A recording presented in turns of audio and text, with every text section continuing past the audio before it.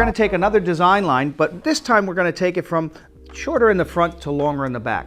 We call that a diagonal back haircut. Some people in a longer version will call it a face frame. There's lots of different names for these different haircuts, but again, they are always classics. So you need to understand the classics and be able to build upon the classics.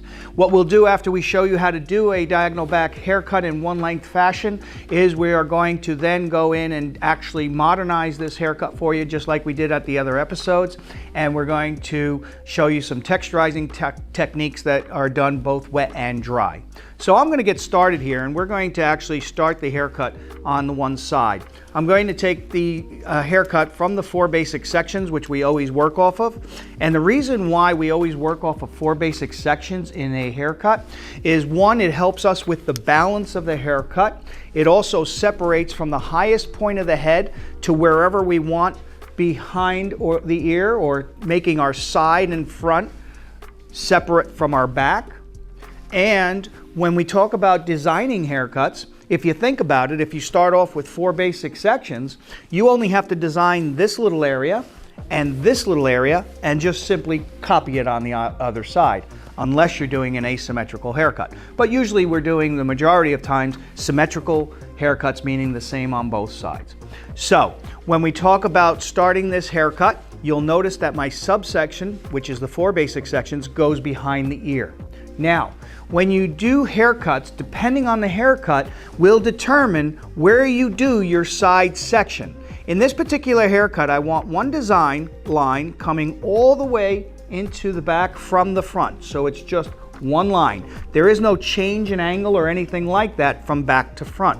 When I do haircuts like that, whether it be a horizontal haircut or an A-line like we did for you, I always take my side section and I do it behind the ear. Why? Because I want to do my line in the back without any interference with the ear. I will deal with the ear only in the front. If I were to take the section in the center of the ear, I would be dealing with the ear both in my back design when I'm doing my design line in the back, as well as in the front. So I don't want to do that. When do I want to do a design or a side section to the center of the ear? Is when my 2 designs are changing from front to back. So what happens is we have going from the back to the front, and we're actually changing the line. That's when I want to be in the center of the ear, because that'll give me the best balance profile-wise how and when to change the line. The last area or the last place I would ever do my side section is to the front of the ear. And the type of haircuts, whether it be a man or a woman, when I will take my side section to where the ear connects to the face, is when I'm actually doing a haircut so short that the haircut goes up and around the ear. And there's a reason for why we do that side section to where the ear connects to the face. Whether it be a man or a woman, they're going to be wearing hair in front of their ear. So if I'm designing the haircut where it's short around the ear, there's a hair design line which is going to be having to go up. Now, if I do take my section to the middle or to the back, it gives me a chance, or accidentally, to actually, while I'm cutting up, actually cut right into that person's hairline and cut a notch out of their hair. Not a good thing. People don't like notches in their hair. Okay, so that's why we cut it in the front here, because when you're doing a short haircut around the ear, if you think about it, the scissors are going to be cutting up, and then immediately where the ear connects to the face, I'm going to bend the ear over and start cutting down behind the ear. And that's why we have the 3 different positions for the side partings when we do the 4 basic sections. So enough about the 4 basic sections. I'm sorry if I'm rattling on, but pay attention, because if you want to be a great freaking hairdresser, these are the little details you need to know.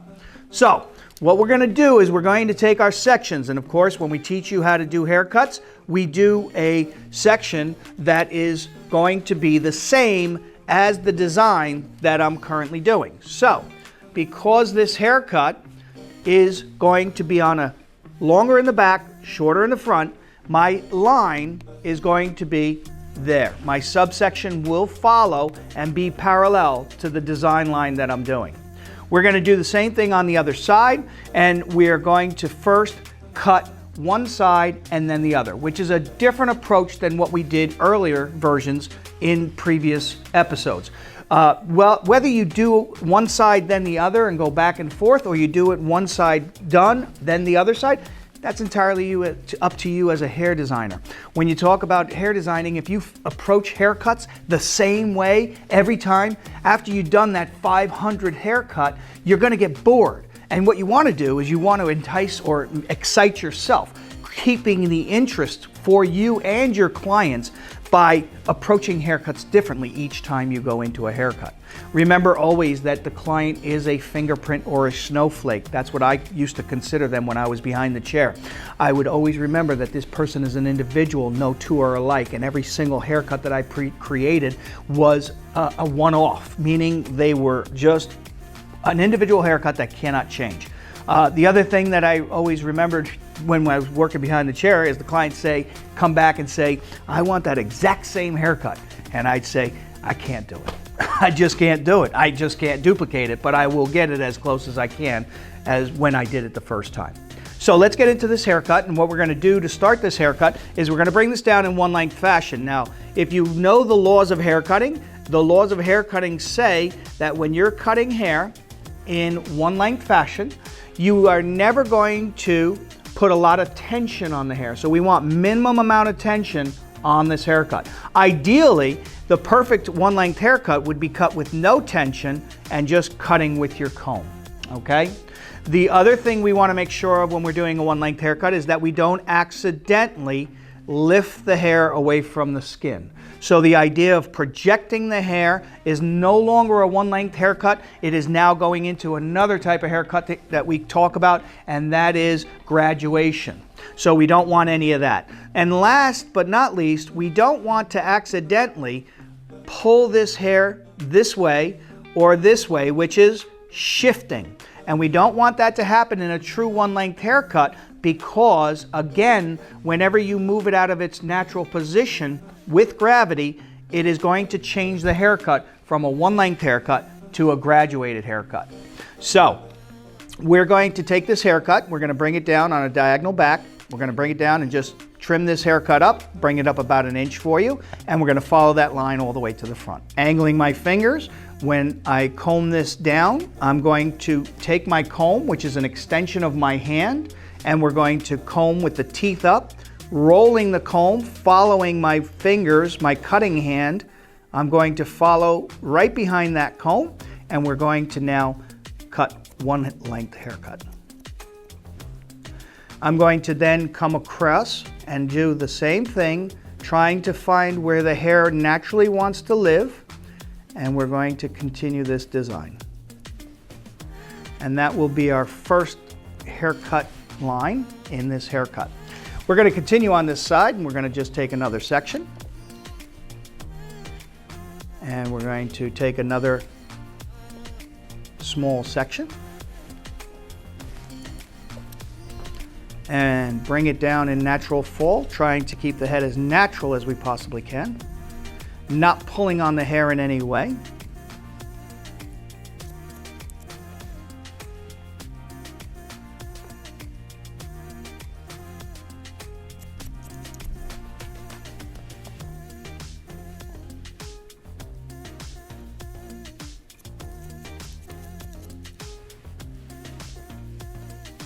And there's section number 2. At this point, we're going to actually combine the front with the back, and we're going to continue our design into the side area of this haircut. Not into the fringe yet, but just into the side.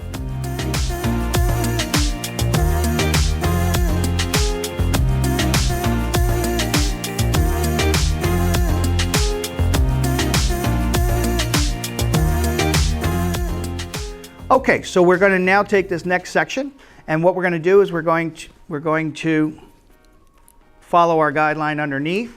Again, very gentle with the tension, following it and as close to the body as possible, following this haircut through the side area.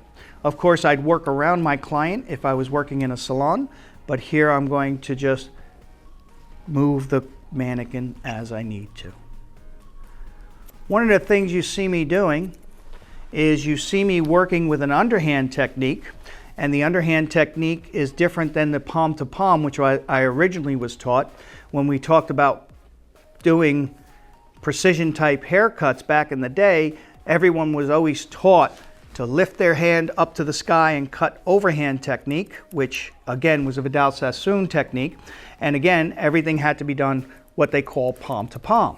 We do teach that when you are doing a one length haircut, we're going to teach you, or we teach you at our schools, how to cut underhand when you're doing a one length haircut.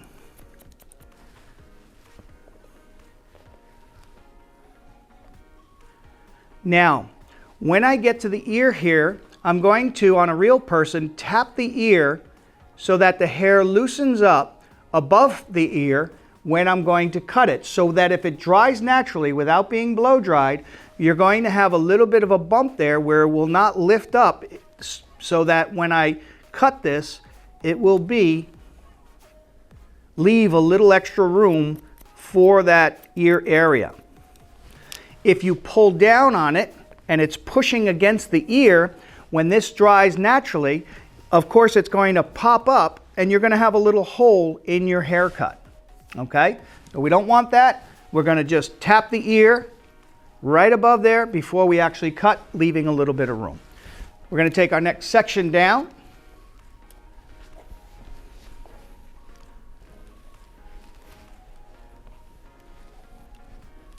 And we're not quite into the fringe area yet, but we're going to continue with the same idea as what we've been doing for you throughout this haircut. Minimum.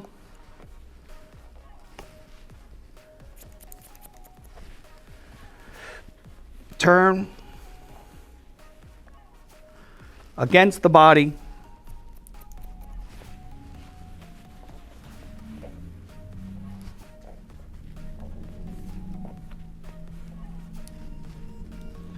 Hold it as natural as possible. When I get above that ear, tap. Follow my design.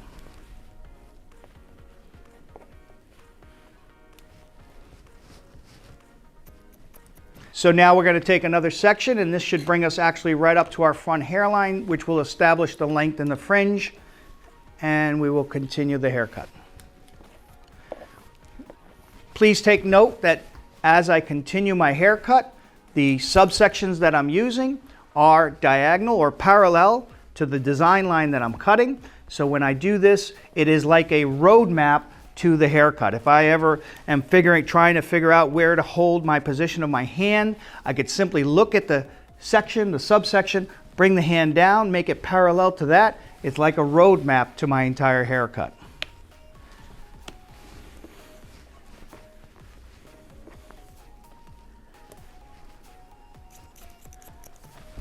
Okay, we're going to follow around here.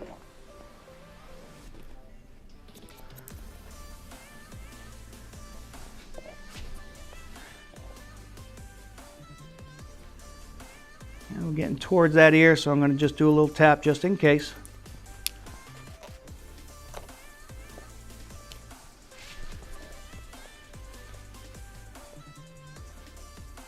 Minimum tension when cutting this. And now what we're going to do is we're actually going to go into the fringe area, and again trying to only have the very minimum of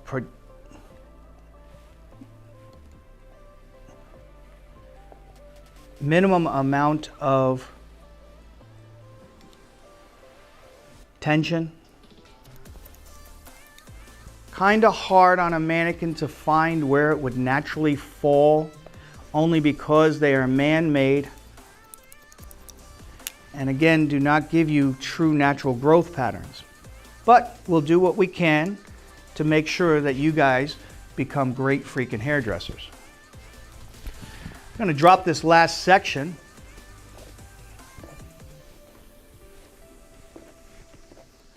Let the hair fall naturally, and if you notice on this last section, I just would use my large teeth of my comb to find where that hair naturally wants to fall. Now, of course, if you want to talk about true precision haircutting like they did back when Paul Mitchell was around and Trevor Sorby was around and Vidal Sassoon was around, you would actually blow dry this haircut after you get to the widest part of the head. Why? Well, it's okay to have it wet underneath the curvature of the head that's going in. However, once you get above the widest part of the head, what happens is the hair that's growing out of that scalp there has to follow the curvature of the head first and then drop to your hair cutting design line. Now, when you talk about that, the hair would need to be dry to truly know where it wants to fall when you get past the widest part of the head.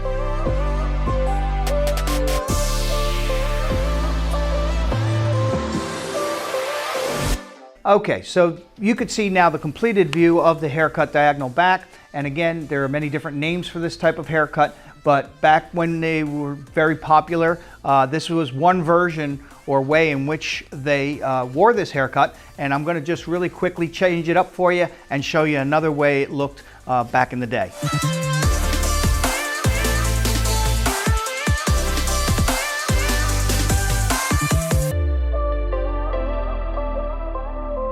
Okay, so here is another version of this same haircut and how it used to be worn when the haircut was popular.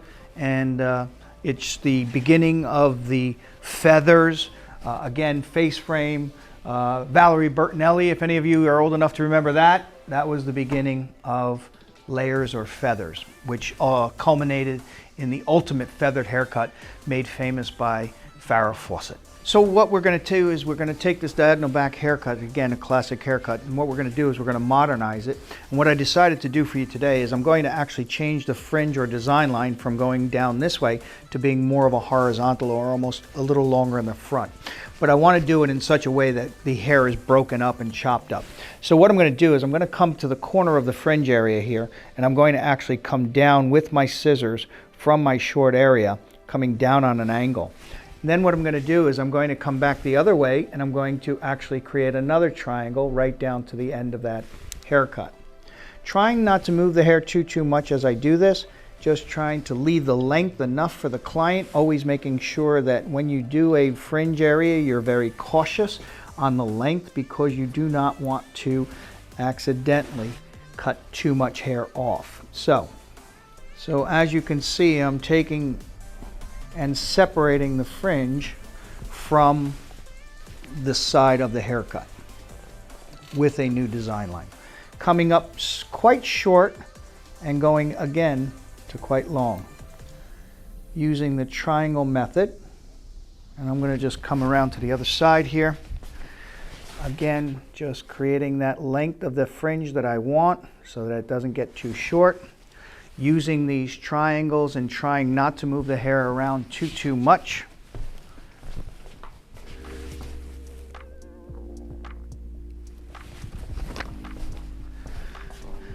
Working on a client's a little easier than when we work on a mannequin or when we're doing a video, but that's okay. We can make amends. And of course, if this was a real person, I might have poked her eye out already, but that's okay.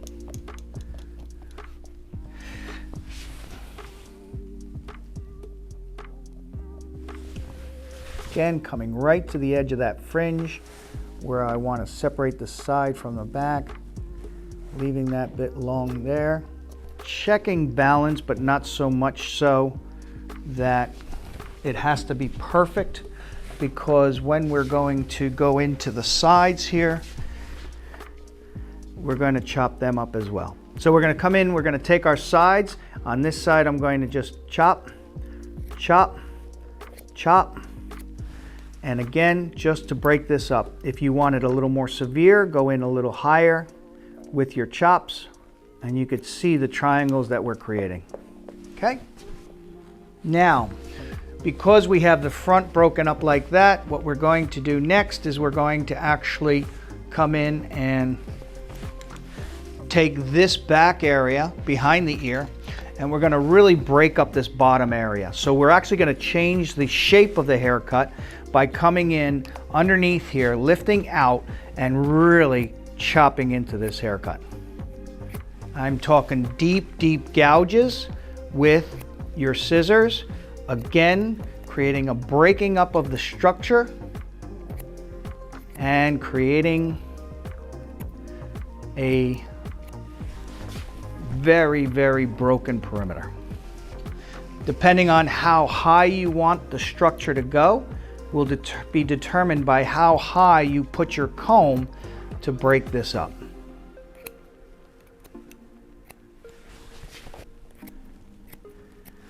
So again, freehand cutting, just a messy, messy type of breakup for the haircut. Before I go and blow dry this, I'm going to check balance. I'm going to see if I need more weight off one side than the other. Just move the hair around, see what it's making for you.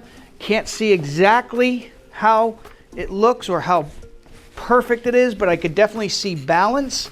And then of course I could always go in afterwards and take more away after it's been dried. Any good hairdresser worth their weight, any great freaking hairdresser will always finish or detail their haircut once they blow dry it, because the blow dry tells you a lot about your haircut when you get into it, and you could always adjust when it's dry. When I used to tell my clients, what I was doing was personalizing that haircut just for them. That made them feel really important, because I was actually fixing my haircuts, but they had no idea. So what we're going to do now for this haircut is we're going to, after we've gone in and did our texturizing wet, we're going to come in and we're going to take our haircut and we're going to cut in motion. What we're going to do is we're going to be lifting this haircut and we're going to be lifting it up, up, and away. And what we're going to do is we're going to be introducing what we call graduation into the haircut. And that is done so that we can create a little bit softer or lighter of a line. If you talk about the laws of hair cutting, the idea of this is to be able, when you talk about the laws of hair cutting, one length haircuts are heaviest of all, and graduated haircuts are heavy and build up weight, but not as heavy as a one length haircut. And just by doing that, you could see that I've created a little bit more action in that line. It's a very subtle technique, but it does create a more graduated line and takes weight away from the one length haircut. We're going to do that all the way around the haircut here for you, and we're going to basically create by starting at 0 degrees. The technique is just to snip, snip, snip as you lift your hair away, or if you lift your hand away.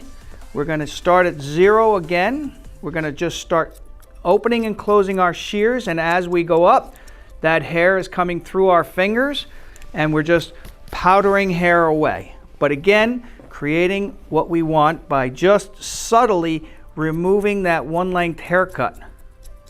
This is another technique that's cutting in motion, and again, something to help you polish your haircuts or make them a little bit better than someone who's not a great freaking hairdresser. So what we're going to do is we're going to come in with our scissors and we're going to cut just little areas of the haircut, and we're not going to touch the haircut. We're going to just come in little V's. And this is going to create short bits and long bits in the haircut. So we're not touching the haircut. We're just going in and we're not closing the V here. We're making sure that these little surface haircuts, these little areas, are not being closed. So I'm going all the way around the head, almost parallel to my scissors, to my hair strands, and again, not closing the V's, just keeping them open. Okay. So when we're doing this gnawing action on the haircut, we want to be very, very light to the touch, making sure that we don't accidentally go in too deep. Never will my scissors touch the scalp of this haircut. What we're doing is we're actually creating just a surface. We just want to pick up some of the hair on the surface and never, never go too deep, because you will cut too much hair off. We're just trying to keep this at the surface of this haircut and just taking a little bit of hair out at a time.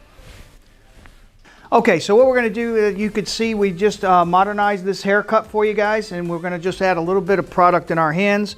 We're going to put a little bit of what I call sticky stuff in, and you know, just rub that up real good. And now I'm going to just go into the root area and lift that up. I can really blow this haircut wide open with this product because, again, sticky stuff is meant to blow stuff up at the root, or I could just use it this way to create a little bit more detail in my haircut, whatever I want to do to support it. Detailing it, breaking it up. And again, just a fun type of feel for this haircut.